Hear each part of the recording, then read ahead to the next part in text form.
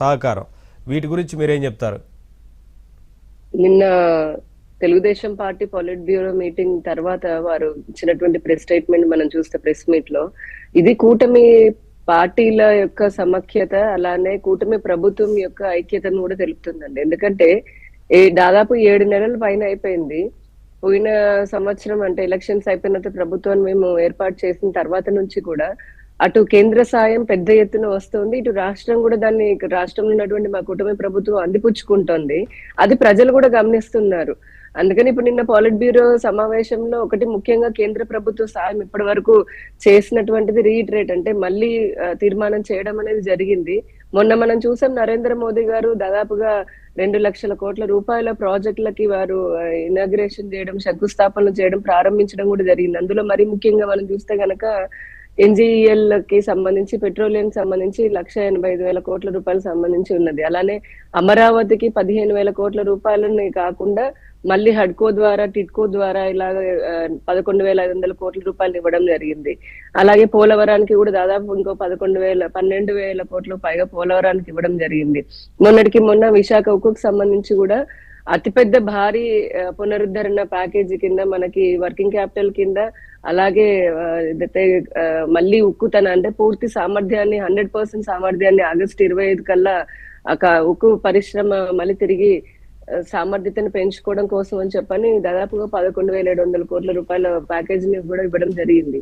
ఇవే కాకుండా ఇప్పుడు 2-3 నెలల్లో ఇంకొక 1,05 కోట్ల రామాయపట్నం దగ్గర 1,05 కోట్లతోటి మనకి రాబోతోంది ఇంకొక పెట్రోలియం కి సంబంధించి. అలానే ఇంకొక 2 లక్షల కోట్లకు సంబంధించి ఉక్కు పరిశ్రమకు కూడా ఎల్సార్ సంబంధించి ఉక్కు పరిశ్రమకు కూడా త్వరలోనే శంకుస్థాపన చేస్తాము అని.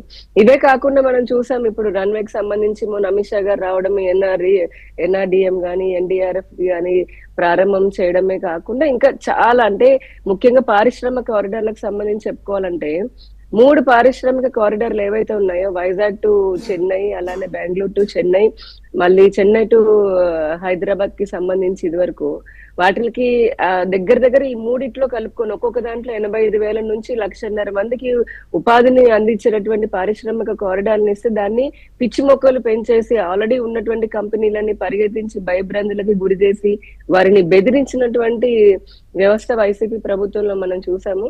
కానీ ఇప్పుడు కూటమి ప్రభుత్వం ఏర్పడిన తర్వాత మళ్ళీ ఆ కారిడార్లకు సంబంధించి ఇంటర్నల్ రోడ్స్ కానీ ఇంటర్నల్ ఫెసిలిటీస్ కోసం కూడా కేంద్ర ప్రభుత్వం దాదాపుగా ఒక 2,500 కోట్ల రూపాయలు ఇవ్వడం జరిగింది. అమరావతి మెట్రో కోసం అని 2,200 కోట్ల రూపాయలు.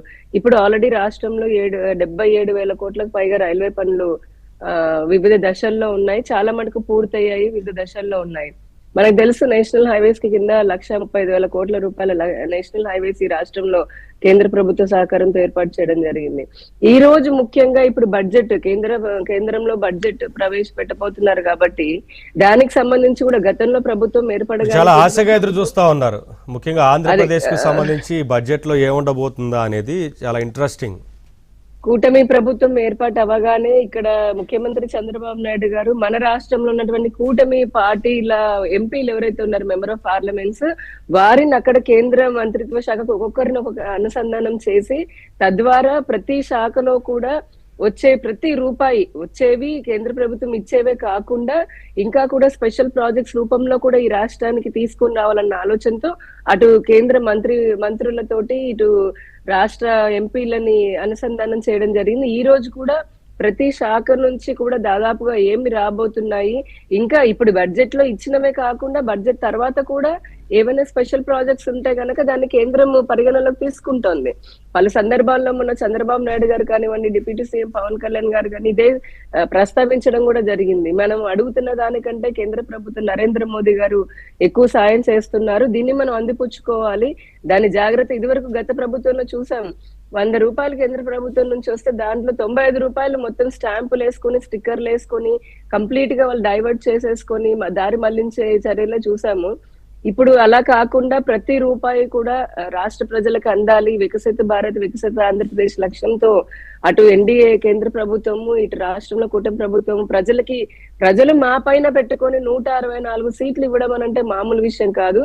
అందుకనే ఇప్పుడు లోకేష్ గారిని చూస్తే కూడా నిన్న స్టేట్మెంట్ ఇచ్చారు. పరిపాలనలో కూడా మా మార్కు కనిపిస్తుంది, ఎవరిని అలసత్వం వహించేది లేదు అని. చంద్రబాబు నాయుడు గారు కూడా పదే పదే చెప్తూ ఉన్నారు, నేను 1995 లాగా నేను అప్పటి ముఖ్యమంత్రి